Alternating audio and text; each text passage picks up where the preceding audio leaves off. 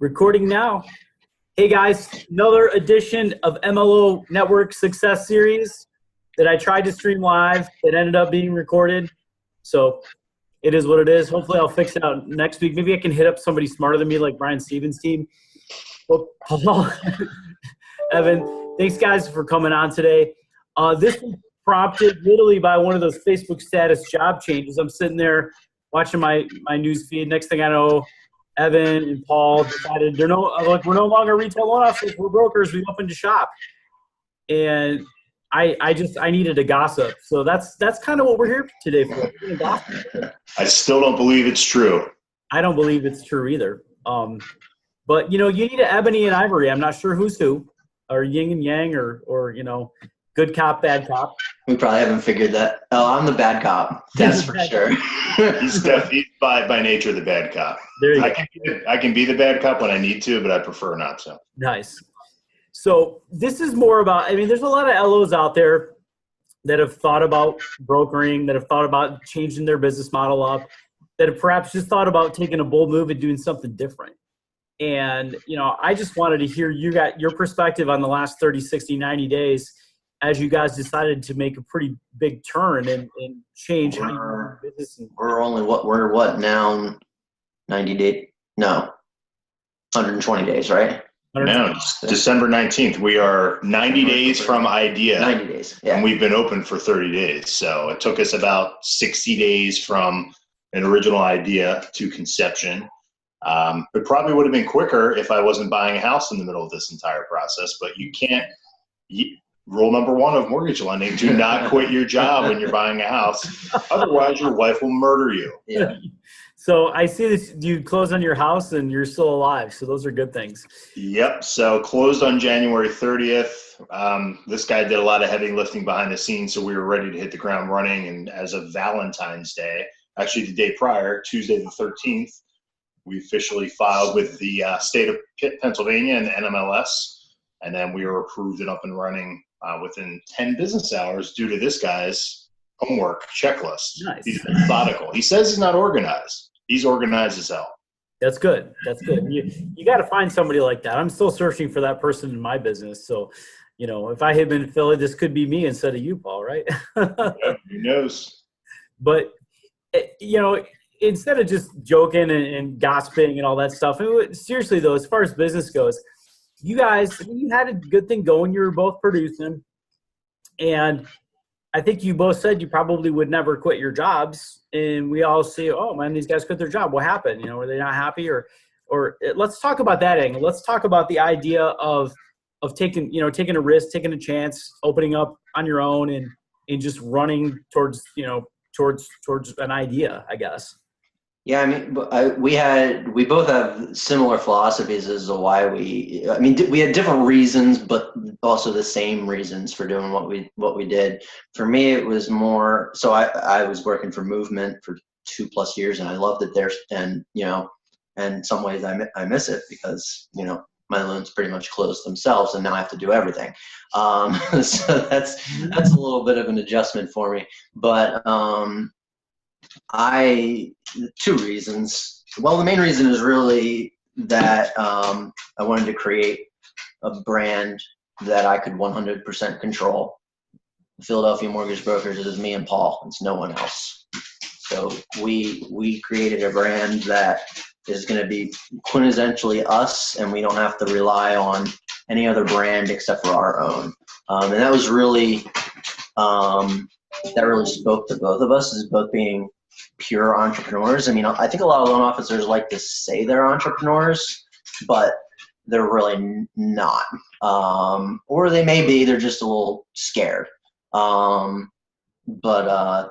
the other reason for me is I'm working on software too, and I needed to make more money per deal to be able to do 2-3 loans a month to be able to pay my bills while I work on what my personal true dream is to get into the software space.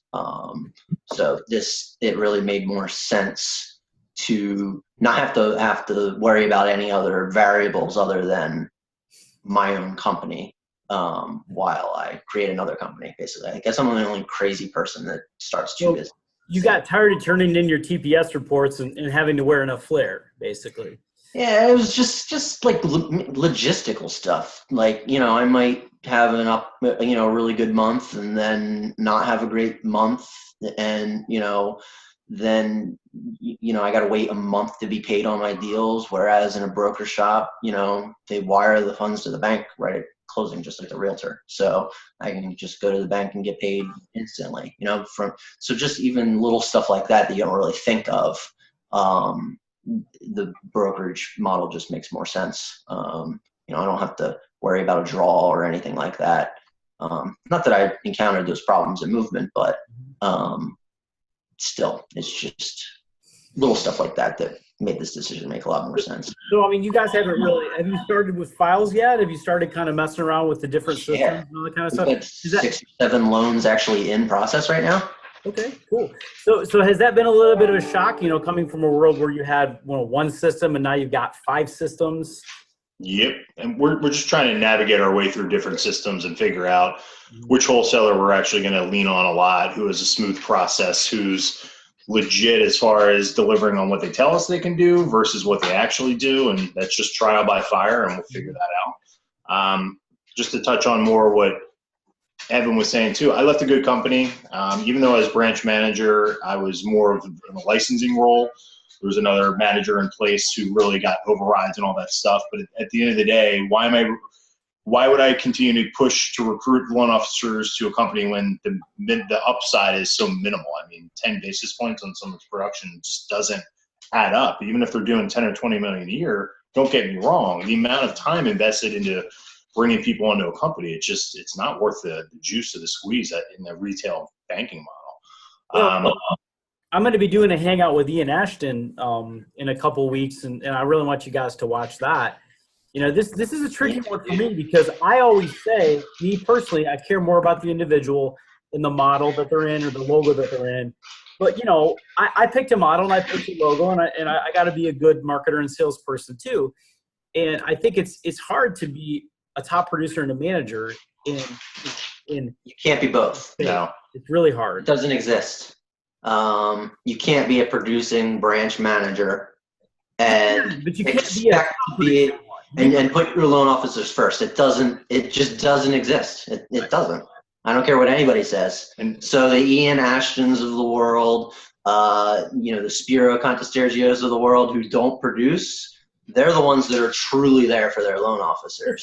Some of them do, and there's a little mix over, and it's hard to talk in absolutes, and that's where I kind of get, because I see a lot of models all over the country, and I see some people that I think are pulling it off, but the reason they're pulling it off is what Paul just complimented you on. You're super organized and detailed and structured. So I see somebody that's already built that, and that runs all by itself, and they barely need to function or to focus on it because they built it over 20 years. So if they're in the process of building it, they can't manage anybody else. But if it's there and it's just running and it's 5 hours a week or 10 hours a week to them, guys like Jim Prince and Ian Ashton, they still write a couple of deals personally here and there because it's their friends. But most of what they're doing is trying to, to build their team. But, you guys watch all this stuff and you pulled this into your heads as you were making your decision. And, kudos to you. Because I know, like you just said, I got new systems. This is kind of scary. This is not necessarily like, hey, who do I call when the system's broken? Oh, yeah, I call myself. Yeah, I'll say this. If we did not know how to originate, we would be shit out of luck right now. Mm-hmm. Trying to learn the business and to learn how to operate a broker business at the same time would be disastrous. Fortunately, I'm established enough, and so is Evan, that we can bring our book of business and our referral partners along with us. And so far, everybody's been super excited about it. At the end of the day, I looked at my own production and my client base, and my clients want to work with me and they want a good deal. So being a broker allows us to do that. And at the same time, if I write the same amount of volume I wrote last year, I can effectively double my income. It was either double my production at my old company or open our own shop, control things, do things the way we want to, market it, brand how we want to, and still all within the letter of the law and compliance and all that good stuff. But at the end of the day, I want to spend more time with my family, and doubling my units per year is not the best way to do that. And I have a guilty Irish Catholic conscience, and in good conscience, I wasn't going to push to get somebody hired full-time salaried at my company. And it was a good place. It was just this opportunity presented itself with this guy, and the pluses were way outnumbered the minuses. Now, you guys don't necessarily have a frame of comparison because you didn't become brokers 15 years ago or 10 years ago. But in today's world, and I say this, I've said it on other Hangouts, I say it to folks one-on-one, and I say it on calls that I'm on a lot. You know, information is pretty darn easy to find in the information age. So it's not always the information that's holding you back. I mean, I know you're part of different Facebook groups where all the brokers are helping each other out. I know that, you know, the investors themselves have a lot more trainings and a lot more online resources than have ever been available. Are you guys finding that it's a little easier than you thought, maybe because the information is not clandestine or secret? It's not like impossible to figure this out. You just have to Yeah, I mean, like, just getting licensed, it's literally as easy as going on NMLS's website, go to the state licensing requirements, click on your state, click on the license type, and it gives you a breakdown of exactly what you need. And then if if I had questions, and I did, I would call the regulator, but they put their phone number at the bottom of the checklist. So you really only have to go to one place to figure out exactly what you need. And then it's just a matter of, finding ways to get what you need. So, like just something as simple as the surety bond. I just happen to find a place that offers it 50% off most places you can get it. So where we got to get a $150,000 surety bond in Jersey that normally would have cost $1,500, I got it for $750. Because a lot of it's because I'm such a fanatical researcher. that I find stuff like that, because I joined NAM, the National Association of Mortgage Brokers, and they you get a bond from the Sopranos. Be careful about that, man. You don't want guys. Hey, forget about it. Neither of us are Italian, if you can't tell. So if you had something to perhaps do differently over the last 90 days, looking back, as you prepared to be a broker, what would you have perhaps done differently in the last 3 months in your transition phase? I can't think of anything we did that I think we actually, everything that we did happened pretty swimmingly. The only thing we were nervous about was New Jersey gave us a 30 to 90 day time frame for license approval, and that was really hard to work with because I already had a contract that I couldn't do anything with, and we were closing May 4th, which is plenty of time, because I can close. I still close a loan in 2 weeks in the broker world easily. Yeah. It's just a matter of when we were going to get that lit. So that was the only thing we were really nervous about. And I couldn't have changed anything. I think we probably broke the record for the fastest New Jersey approval in a little over 3 weeks. It didn't even hit the 30 days. It was 27 days, and we were riding these guys, this one person in particular who kept replying back, our normal time frame is 30 to 90 days. Yeah. I said, well, that's great, but you don't know this guy. He's got you everything you need. You're not going to need anything else. Sure. It's truly a one-touch clear to close. And that's what it was. They didn't reply back. They didn't call. All we did I got the email. You're approved. Yes. NMLS approved. We're like, all right. Nice. Good. But Pennsylvania was 10 business hours. Nice. That's good. Yes. There's a big, depending on the market you're in, and you have to, because most of them, I would say, is still in New Jersey. So it's, even though I'm in Pennsylvania, and when you're dealing with, if you live in California or you live in Texas or whatever, it's probably the only state you're going to be licensed in. Whereas we have, in our market, New Jersey and South Jersey in particular, and southeastern Pennsylvania are basically the same state. Yep. You can't live with one without the other. You even have some people that are deciding whether they want to live in the suburbs of Pennsylvania or they want to go over the river into Jersey. So you can't just be licensed in one state. Yeah, and a lot of our California people will tell you the horror stories of trying to get through the system there. It's not easy. Oh yeah, because you got to be an actual real estate salesperson to be a broker in California. There's a lot of stuff with any kind of licensing. Trust me, we've been dealing with it, trying to get our CE school license there. Yeah. So if you guys, if you guys were putting a business plan together and had to say, what was the biggest difference between where you're at right now in the broker world and where you just came from? I mean, I dropped a couple of things earlier, I don't know, things like condo approvals or maybe low credit scores or. Well, it depends on the wholesaler, really. The challenge is figuring out which wholesaler is good at what. Right. So you still have, if you work with a large wholesaler, they've got a massive database of CPM approved condos, and you don't really have to worry about it. Mm-hmm. But then you also, some of them are as simple as just generating the checklist, right? Like Cardinal Wholesale, for instance, is probably my favorite wholesaler right now because they have the best tech I've ever seen anywhere. Better than Movement, better than UWM. It's just incredible how their LOS is built out. They must have spent probably $10 million on this system. It's ridiculous. But it just spits things out, LOXs and all that, and condos. But I know condos, so it's same here.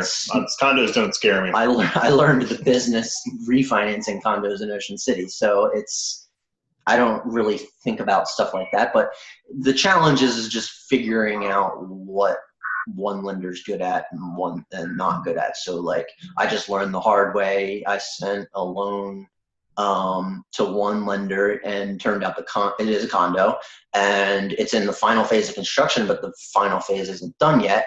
So it's considered a new project at that point, which requires a full review. Even though my loan's 72 LTV, it would normally be a limited review all day long. But then this particular lender has an overlay where they won't do new construction condos at all. So now I got to swap it over to a different lender that doesn't have that overlay.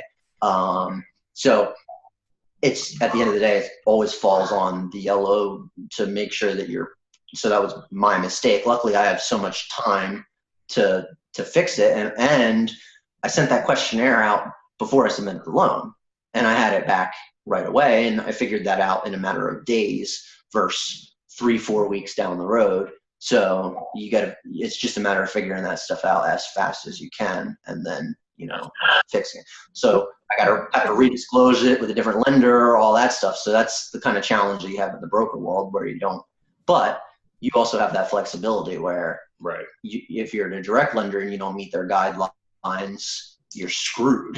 With us, we can just switch it to another lender and get it closed. So, yeah, and you probably don't remember this, Fish, but I started in the business January 2008 with a small broker shop. So I actually got 08 and 09 more as brokers, and not much has changed, but so much has changed at the same time. Back, one of the main reasons I left is I was losing business to products I couldn't compete with as a broker back in 09, but that's when everybody's arms were being cut off right in front of them. Now it's totally different. Now, especially with the rising rate environment and margin compression and all that stuff, there's going to be a lot of companies that are struggling and/or mergers and acquisitions. It's going to be an interesting year. For us, it was the ability to still deliver what our clients expect, open our own shop, and not have to worry about having some full-time salaried person who's draining our bank account or some massive fancy office. I mean, we're running lean. That's the way we want it. And we're just putting together a nice little regional operation. And neither of us do a lot of volume, nor do we want to. That's the thing. So it's really, you can't really measure success on volume alone as a loan officer. It's what your actual goal is. And for us, we don't want to hire loan officers. We don't want to hire support staff. We want to do enough loans where it's easy for us to make great money, and we're perfectly happy being in the $10 to $15 million a year in volume range. And we wanted to maximize our opportunity from that. If either one of us wanted to be a really top producer and we needed support staff to support that kind of volume, then the broker model might not have made much sense because the margin's not there. But if you're a loan officer that does $10 million in volume a year, you don't need the support. The broker model is incredible because you can make a lot of money, and you have the flexibility to do what you want. Cool. Thank you, man. Well, we're going on 25 minutes, half hour. I always try to cut these off. So any other advice for the LOs of the MLO network as it relates to taking risks, taking change? I mean, I know both you guys had some money saved. You had some backup plan in case it all crashed. And I would tell somebody, if you're looking to open your own business, I mean, you should probably be a few months ahead on your bills, right? And have some reserves just in case. Probably a good idea, but it depends. I mean, I've looked at some states where it's not you could probably open a brokerage for under $5,000. And a lot of places, like if you have a house with a separate entrance, most states let you, license out of your house, so you don't have to worry. We got a really cheap office, so that's our only real hard cost is under $800 a month. So you don't really have to do a whole lot of loans to support that rent. Just one. Yeah, pretty literally much. One loan will pay for the rent. Yep, exactly. You probably want to pay your health insurance too, so you're up to 2 loans. Yeah, true. But I would say my biggest piece of advice is try not to do it alone. I don't think I could have done it by myself. And I think Paul would probably say the same thing. If you can find somebody with really similar goals as you that you get along with, it makes it a lot easier. This would have been a lot more boring to do on my own. I agree. And all along the way in the past 90 days, every idea or decision we've made has been collaborative, which has been fun because on the tech thing, you always ask me, well, what do you think of that? I'm like, can you just tell me what is best for me? Because you're a millennial and I'm barely one. So just tell me what you want me to do. But from the decision standpoint, I think just the best advice is if you can find a partner, that's absolutely critical, because I think either one of us likely could have done this on our own, but we're much better as a partnership than an island. But we both operate as island type of LOs too. But now that we have our own shop, we can collaborate and stuff, especially with military mortgage boot camp and helping veterans, which we both are very passionate about.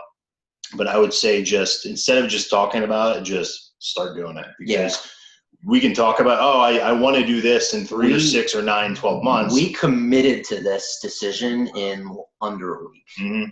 By Christmas. I messaged him on December 19th and I registered the LLC on December 23rd. So it was that quick of a decision. It was just, I messaged him. It's like, let's do it. And we Merry Christmas. We're an LLC. Don't talk about it. Just be about it. If you think you want to do it, just jump in. And I'm one of those people that really try to think of a decision and not really jump on it right away. But I've never seen you do that. But this was like I thought about it for a while in my head and floated it to a